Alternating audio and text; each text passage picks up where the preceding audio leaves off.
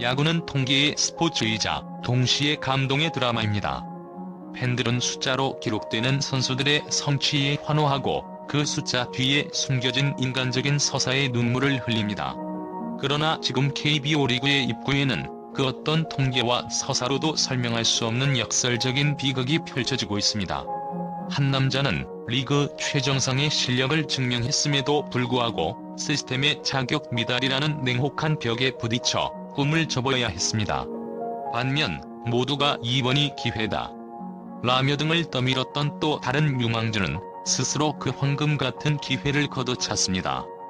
이 두 선수의 이야기는 단순한 실패와 포기의 기록이 아닙니다. 이것은 KBO 드래프트 시스템이 얼마나 견고하고 때로는 얼마나 비정하며 심지어는 얼마나 비합리적인지에 대한 살아있는 증언입니다. 우리는 흔히 프로야구의 세계를 실력 지상주의가 지배하는 무대라 생각하지만 최수현과 강민구의 사례는 그 신화가 얼마나 허약한 토대 위에 서 있는지를 여실히 보여줍니다. 그들의 사연은 단순히 개인의 비운을 넘어 과연 KBO 드래프트가 최고의 재능을 발굴하는 제 역할을 하고 있는지 아니면 그저 시스템의 편의에 맞춰 설계된 구조물에 불과한지에 대한 근본적인 질문을 던집니다. 이 이야기는 앞으로 수많은 유망주들과 그들을 지켜보는 팬들에게 프로 입문이라는 꿈이 단순한 재능의 문제가 아님을, 때로는 운명적인 타이밍과 제도의 설계가 모든 것을 결정할 수 있음을 뼈저리게 상기시켜 줄 것입니다. 그들의 발자취를 따라가다 보면 우리는 그저 야구의 표면적인 실력 경쟁을 넘어 시스템의 깊은 내부에 숨겨진 잔혹한 진실을 마주하게 될 것입니다. 그 첫 번째 이야기는 독립리그 MVP라는 빛나는 타이틀을 거머쥐고도 KBO의 문 앞에서 강제로 발길을 돌려야 했던 비운의 사나이 최수현 선수입니다. 그의 이야기는 모든 아마추어 선수들이 꿈꾸는 성공의 공식을 완벽하게 따랐습니다. 그는 정규 야구 시스템의 외곽, 독립리그라는 척박한 환경에서 묵묵히 실력을 갈고 닦았고 마침내 2024년 독립리그 MVP라는 최고 영예를 차지하며 자신이 프로 무대에 설 자격이 충분함을 만천하에 증명했습니다. 기록은 거짓말을 하지 않았습니다. 그의 타율은 3할 7푼을 상회했고 20개가 넘는 도루를 성공시키며 주로 능력을 과시했습니다. 외야 전 포지션을 소화하는 넓은 수비 범위와 안정적인 컨택트 능력은 마치 KBO의 어느 팀에라도 즉시 투입 가능한 유틸리티 플레이어의 정석처럼 보였습니다. 하지만 그의 모든 실력과 노력은 단 한 문장의 규정 앞에 무력해졌습니다. KBO 정규 드래프트는 오직 고등학교 졸업자, 대학 졸업 예정자, 혹은 얼리 드래프트를 신청한 대학 2학년생에게만 문을 열어줍니다. 고려대학교를 이미 졸업한 28세 성인 최수현에게 이 규정은 단 한치의 예외도 허용하지 않는 차갑고 단단한 철벽과 같았습니다. 팬들이 그의 KBO 입성을 기대하며 떠올렸던 트라이아웃 역시 무용지물이었습니다. 이 제도는 해외파나 학업 중단자와 같이 비정규적인 경력을 가진 선수들을 위한 보완책일 뿐 최수현처럼 대학을 정규 졸업한 선수에게는 적용되지 않는다는 비합리적인 구조가 발목을 잡았습니다. 마지막으로 남은 육성 선수 계약마저도 그에게는 너무나 좁은 문이었습니다. 통계에 따르면 대부분의 육성 선수 계약은 18세에서 22세 사이의 미래 자산을 염두에 두고 이루어집니다. 28세의 최수현은 팀들이 장기적인 투자를 고려하는 대상이 될 수 없었습니다. 그가 오직 실력 하나만으로 프로의 문을 두드릴 수 있는 유일한 방법은 팀의 즉각적인 페인 포인트를 해결할 수 있는 극단적인 특수 능력을 증명하는 것뿐이었습니다. 예컨대 특정 포지션에 대한 압도적인 수비력 혹은 대주자로서의 가치가 그것입니다. 하지만 이러한 필요한 조각이라는 가치를 증명하는 것조차 기회조차 주어지지 않는다면 그의 뛰어난 실력은 결국 시스템이 허용하지 않는 무의미한 자산으로 전락하고 맙니다. 최수현의 비극은 단순한 입단 실패가 아닌 실력과 시스템 사이에 좁힐 수 없는 간극에서 비롯된 구조적 실패였으며 이는 곧 KBO가 재능을 선별하는 방식에 대한 근본적인 의문을 제기합니다. 최수현의 비극이 강제적인 배제였다면 강민구의 이야기는 완벽하게 계산된 자기 배제라는 점에서 더욱 충격적입니다. 2024년 대학 야구 최고의 자완 투수로 손꼽히던 연세대학교의 2학년생 강민구. 최고 147kmh의 묵직한 공을 던지고 디셉션이 뛰어난 투구폼과 날카로운 슬라이더는 이미 스카우터들의 눈을 사로잡기에 충분했습니다. 그는 KBO 드래프트 얼리 신청 자격을 갖추고 있었고, 많은 전문가들은 그가 2라운드 내외의 높은 순번으로 지명될 것이라 예측했습니다. 하지만 그는 모두의 예상을 깨고 스스로 드래프트 참가를 포기했습니다. 그의 선택은 단순한 겸손이나 대학 졸업을 위한 학구열에서 비롯된 것이 아니었습니다. 그의 결정은 자신의 가치를 가장 냉철하게 판단하고 미래를 설계한 프로듀서의 그것이었습니다. 그의 데이터는 분명 훌륭했지만 동시에 치명적인 약점을 품고 있었습니다. 1학년 1.57, 2학년 2.17의 놀라운 평균 자책점에도 불구하고 그의 9이닝당 볼넷은 5.8이라는 다소 높은 수치를 기록했습니다. 그는 이 수치가 자신이 하위 라운드 지명으로 떨어질 수 있는 결정적인 약점임을 간파했습니다. 하위 라운드 지명은 단순히 계약금의 문제가 아닙니다. 팀 내에서의 활용 포지션, 성장 지원 계획, 그리고 1군 진입까지의 로드맵이 상위 라운드 지명자에 비해 현격히 제한될 수밖에 없습니다. 강민구는 그런 불확실한 조건으로 프로 생활을 시작하는 대신 스스로 자신의 가치를 키우겠다는 현명한 선택을 했습니다.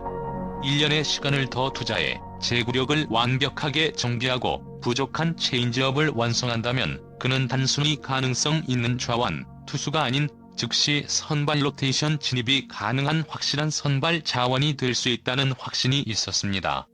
그의 결정은 단순한 야구 실력의 문제가 아닌 자신을 객관적으로 분석하고 시장의 흐름을 읽어낸 전략적 사고의 결과였습니다. 대학 졸업 후에 교원 자격증 취득 가능성까지 고려한 그의 장기 커리어 플랜은 그가 얼마나 미래지향적인 사고를 하는 선수인지를 증명합니다. 강민구의 선택은 KBO가 정해놓은 타이밍에 갇히지 않고 스스로 최고의 타이밍을 만들어내겠다는 의지의 표출이었으며, 이는 야구계가 가진 고정관념에 신선한 충격을 던져주었습니다. 강민구의 전략적 포기는 단순한 개인의 결단을 넘어 프로야구 시장의 복잡한 역학관계를 통찰한 영리한 투자 결정으로 분석될 수 있습니다. KBO 리그에서 좌완 투수는 언제나 귀한 자원입니다.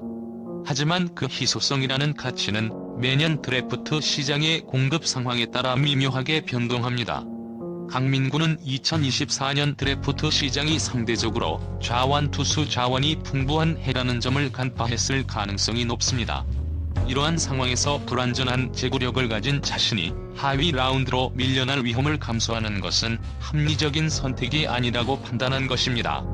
대신 그는 1년 뒤에 드래프트 시장을 겨냥했습니다. 만약 그가 1년 동안 제구력을 눈에 띄게 개선하고 완벽한 체인지업을 장착한다면 그의 좌완으로서의 가치는 폭발적으로 상승할 것입니다.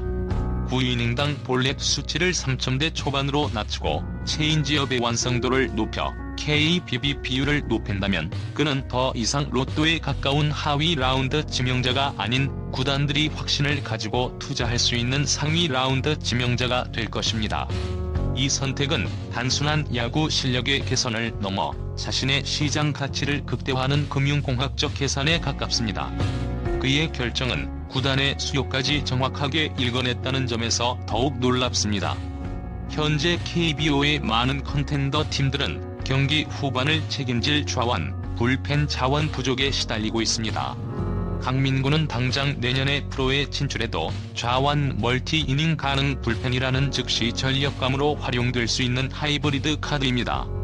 하지만 동시에 중장기적으로는 선발 투수로 전환될 수 있는 확장성을 가진 자산이기도 합니다.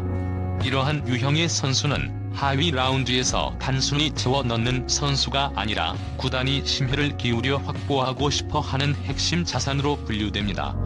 결국 강민구는 자신이 가진 약점을 극복하여 시장의 최고 가격을 받을 수 있는 프리미엄 상품으로 자신을 포지셔닝하는 데 성공한 것입니다. 그의 선택은 자신이 단순한 선수가 아닌 자신의 야구 인생을 주도적으로 설계하는 프로듀서임을 증명하는 결정적인 한 수였습니다. 두 선수의 상반된 운명은 결국 KBO 드래프트 시스템의 양면성을 극명하게 드러냅니다. 한 명은 시스템이 정해놓은 규격에 맞지 않아 강제로 배제되었고, 다른 한 명은 그 시스템의 불합리함을 간파하고 스스로 문을 닫아 더 큰 가치를 추구했습니다. 최수연의 비극은 KBO 드래프트가 실력 지상주의를 표방하지만 실제로는 나이와 경력이라는 철저히 설계된 필터에 의해 움직이는 구조의 게임임을 보여줍니다. 그의 MVP 타이틀도 명문대 이력도 팬들의 응원도 시스템의 단단한 벽을 허물지 못했습니다. 이는 곧 KBO의 입구가 모든 재능에게 열려있는 것이 아니라 특정 타이밍과 조건을 충족하는 이들에게만 허락된 좁은 통로임을 의미합니다. 반면 강민구의 선택은 이 좁은 통로에 대한 가장 영리하고 냉철한 대응이었습니다. 그는 자신이 지금 당장 통과할 수는 있지만 그 결과가 자신의 가치를 제대로 인정받지 못하는 하위 라운드임을 정확히 예측했습니다. 그리고 그는 1년이라는 시간을 투자하여 자신의 가치를 끌어올리는 일종의 기다리는 투자를 선택했습니다. 그의 결정은 단순한 회피가 아니라 지금의 기회보다 미래의 가치를 더 중요하게 생각하는 진정한 프로페셔널의 모습이었습니다. 이 이야기는 KBO 시스템이 재능을 포착하는 방식에 대한 근본적인 반성을 요구합니다. 과연 KBO는 MVP의 실력보다 규정의 완고함을 우선하는 것이 옳은가? 그리고 유망주들이 더 나은 미래를 위해 스스로 드래프트를 포기하는 상황이 계속 발생한다면 이는 과연 건강한 시스템이라고 할 수 있는가?